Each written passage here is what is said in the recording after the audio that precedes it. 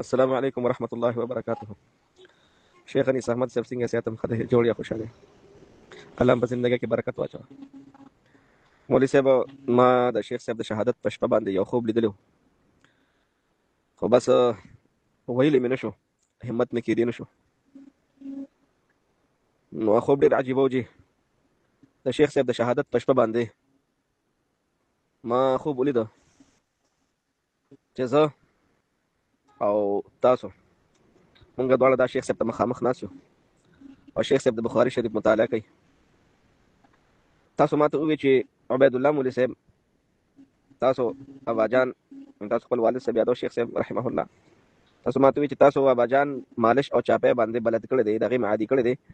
او شیخ صاحب فرمایي چې عبید الله په کوم خلوص او محبت سره او مهارت سره مالش او چاپی کوي، دغې مثال نشته دی.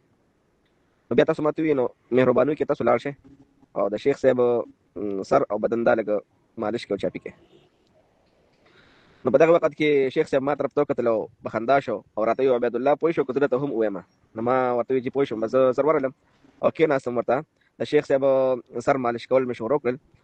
چې کله ما د شیخ صاحب سر مالش کو نو ما ولیدل چې زینت الشهداء شیخ الحدیث رحمه الله هغوی چې دی نو بخاري شریف کې د کتاب الجهاد مطالعه کوي.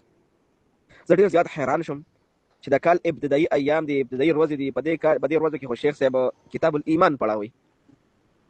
نو ډېر انتهایی حیران شوم. نو ما ته تپوس وکړ چې شیخ صاحب دا خو د کال ابتدایي ورځې دي او تاسو به کتاب الایمان په دې ورځ کې پړاوه، کتاب الجهاد خو نه پړاوه، دا تاسو د کال اخري ورځ کې پړاوه.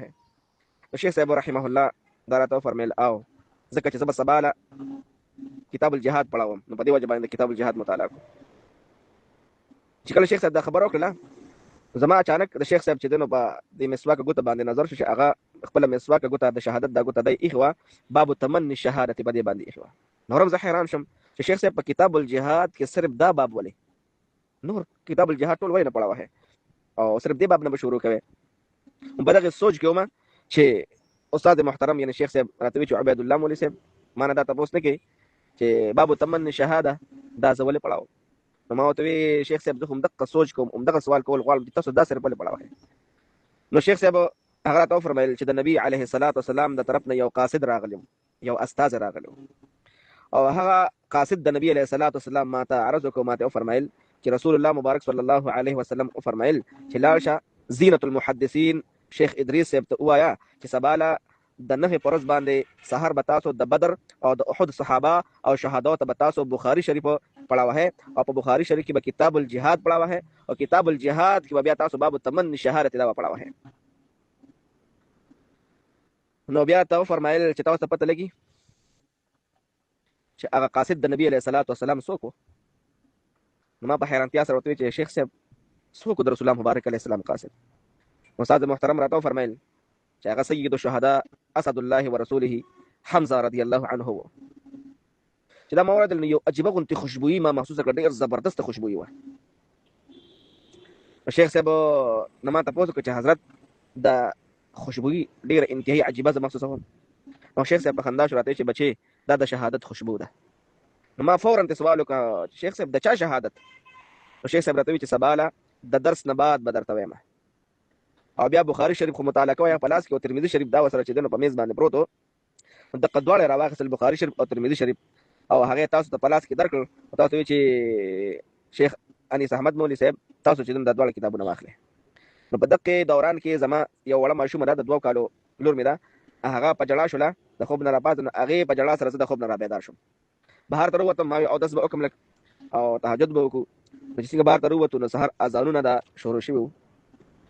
د مونځ نه بعد بیا زما پیریډ دا قبل از وقت او وختي چې نو زما سبقونه نو د نهې په ورځ یعنې 5 مۍ باندې چې کله سهار زه د درس نه فارغ شم نو ما وی چې زه ځمه او زیرت المحدثین استاد محترم ته دا خوب وایم چې شیخ صاحب ما داسې خوب لیدلی دی.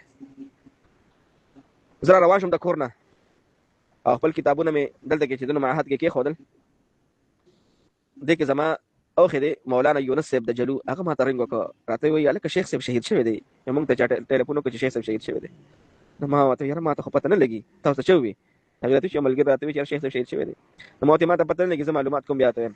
بیا ما حمید الله خان بۍ ته رنګ وکړه، نو هغه راته وایي چې اوسه پورې لا کنفرم نه ده.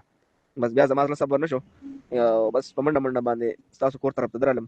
چې هلته ورسېدل نو بزرګونو خلک ولاړ وو.